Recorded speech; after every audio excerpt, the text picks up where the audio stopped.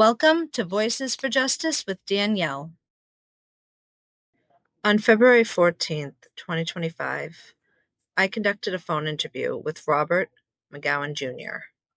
about the corruption he has experienced in Myrtle Beach, South Carolina. Here's what he had to say. The officers that surrounded me on Ocean Boulevard, because all those officers had their recordings on and they were all recording everything I said, which was talking about Judge Phipps. Okay. And that was the fly. I passed out over 200 flyers on Ocean Boulevard, and they got a call that somebody was being erratic and needed to be, he was carrying a knife and he got to stop him. And I walked up to the officer and said, here, and I handed him a flyer and he goes, we just got a call about you. I said, oh, really? And he called it in. He said, do you have ID? Yes, sir. Here you go. And he called my name in. And as I said, 10 officers showed up, 10 deep, surrounded me on Ocean Boulevard. For handing out those flyers? Yeah, they got complaints because I was going around saying that these locals here are letting their children get delivered to talking to people down there. I said, look, he's been getting children delivered to him since 1995. That's when I found out he the 16-year-old boy because his niece, which is on YouTube, I watched it today. The kid was 16, 17 years old. Yeah. And I said I knew he was trafficking stuff because that's exactly what that is. Right. But it was less than a couple of years later that he shoots me in the back for public disorderly conduct when he forced entry into my house. Now they twisted it and said that he tried to arrest me outside and that I kicked him in the balls. This is what he told SLED. He said he told South Carolina law enforcement that I kicked him in the balls and ran in the house and he dropped his handcuffs in the front yard. Okay, that's what he has in the SLED report. You can ask SLED for that report, man. Or I can give you the SLED numbers for that. That's what he told SLED. Well, in court, he changed his story. I kicked him in the balls in the house after he had already forced entry into my house when I flipped him off of me because I know martial arts. I flipped him upside down off of me into a rocking chair that was in the living room, the big cushy chairs. I flipped it upside down. His head was almost on the ground. His body was in the seat and his legs were up over the back of the chair. He was literally flipped upside down. And I walked down the hallway because the whole time he's in the living room attacking me, he's also macing me the whole time. He tried to pull me out of the house by my ponytail. He literally ripped the storm door out of my hand, reached in and grabbed my ponytail, grabbed me by the back of my neck and grabbed my ponytail and started to pull me out of the house. He just told 3 other officers to leave the scene back to back because they came in for backup. When Heather went missing, I lost my shit again. I went looking for Heather. When I saw who was head over the case, I said, oh my gosh, they killed her. First thing that popped in my head, and I started putting it together. I said, okay, who's all the players? And I put them all together. They're all the same team. These are the same syndicate guys that have been killing and murdering and making people disappear since 1995. And nobody wants to listen to me. And I guarantee you they've done this to a lot of women locally, and a lot of children have been. I hate these people with all my heart, and I'm not a hateful person. They've been destroying and ripping families apart here. They did it to me. They did it to my family. My father watched his only son go to prison. And I've never been in trouble in my life. This was the club I was working at. That club was being run by all those police officers that have been mentioned. They ran that club. They ran the drugs out of that club. They ran the women out of that club. They ran children out of that club. And 25 years later, what's been done? Troy Island Large is the only one that's taken the fall.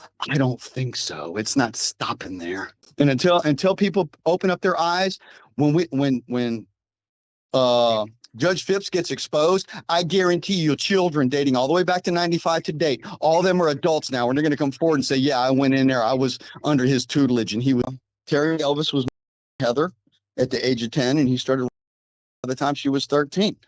Her younger sister was being protected by Heather. That's why she stayed home as long as she could till she was almost 18 and going on 19. And when she was 19, she was working at the Tilted Kilt and doing lifeguard work on 13th Avenue because I seen her every day because I have a friend of mine has a condo on 13th Avenue.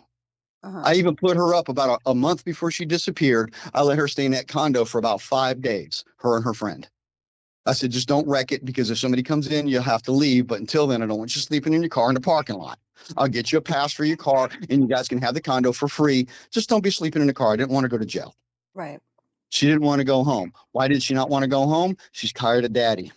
Well, she said, I don't like what he's doing and I got to protect my sister. Okay. It's kind of easy to put that together. She had gotten pregnancy tests, and she contacted her ex-boyfriend, and they had not been sleeping together. They had stopped seeing each other for a while. She called him because she was the only person that she had confidence in that was nice to her.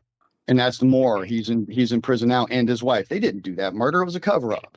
They had to make them take the fall, or all of them would have been investigated and they would have been busted. That was the same time period I was trying to prove that the officers were involved. The warrants for the arrest of Moore, where Judge Phipps marked out the other judge's name and signed his name over he it. sent me that. Yeah. Okay, he took that from that judge. And that case was such a mess that they couldn't bring it to trial for so long because they wanted to hide everything about Troy Allen Large and all the other officers that were dirty, and they wanted everybody not to pay attention to that. Don't see Troy Allen Large and understand that he had my evidence, and they withheld that during a 2-day trial. I was set up. If they couldn't, and they were just hoping I would die when I was in the hospital because they didn't know where the bullet went when it went across my back. They didn't know if it was in my lung, my heart, where it was. My hand looked like I stuck it in a meat grinder and literally grinded it right off from literally my index finger to my outer part of my wrist. But yet I loaded and unloaded a 12-gauge shotgun 3 times and took 3 shots at him with a single shot 12-gauge because I'm just that badass with a weapon. You know how impossible that is when you got a guy pointing a Glock 40 at your face from 10 feet away and he's shooting at you? I unloaded and loaded, pulled a shotgun shell out of a 12-gauge manually and unloaded 3 times and took 3 shots at him when he took 5 shots at me. So that means I am 10 times faster than him with a single shot, single action shotgun. And he's got a Glock 40 semi-automatic and he's blaring rounds at me. And in between all those 5 rounds he fired, I shot at him 3 times. Bullshit lies. How come I don't have gunshot residue on my hands? Right. 30 minutes after the shooting, I don't have gunshot residue on me. The prosecutor told the judge that I had went through 8 hours of surgery. This is before the trial started and during the trial before they gave us the evidence that showed I was negative. Right. They said Mr. McGowan's gunshot residue test wouldn't be any good because he went through 8 hours of surgery before they did the test, which is a blatant lie. That's why I have the timestamp that says, note what time they took the test. I was shot a little after midnight. It was at like 1 something in the morning on their on the evidence sheet that Troy Allen Large and W. Scott Rutherford signed. They took the test 30 minutes after the shooting, but the prosecutor told the judge it was after he went through 8 hours of surgery. Like they're going to unwrap my hand after a major construction surgery and let a cop go in there poking around with a fucking Q-tip. Right. On a sterile environment with a hand that was destroyed. Do you remember talking to me about, you said, was Phipps your uncle? Yeah. He is my uncle. He's a pervert. Told me about it. Was that a child that he was goofing with? 16 or 17, yeah. 16 or 17. He's a pervert, dude. Oh my gosh. You know he's the one that signed the warrants on my arrest, right? That's surprising. Yeah, he did. He signed them fucking warrants. But he's also the same magistrate that found that drug dealer, crack dealer guy that was beating Tammy Hewitt, found him guilty for threatening me. He found him guilty. Really? Yeah, that was one of the 2 charges. Judge Lovelace was the one that put the restraining order because it was the second time he threatened to kill me and the family. You didn't know about that. He's been in a mess. Did you? So much. You had no clue. I had an active restraining order against this guy the night that I was shot, and his neighbor was the one that shot me. I remember some of that stuff. I don't remember.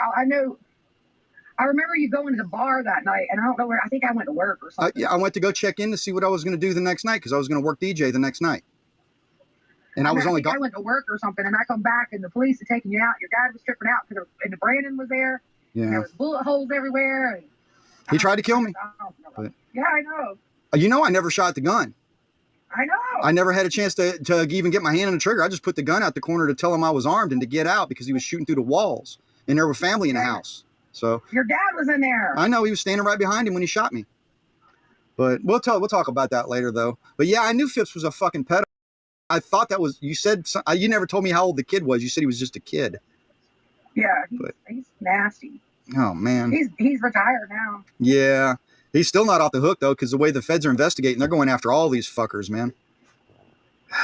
But he did you good one time and did you bad one time? Well, I don't think he realized it was me.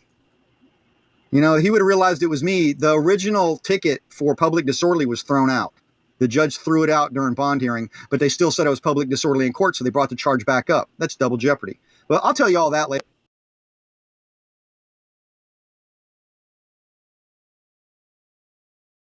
Please like, share, and subscribe.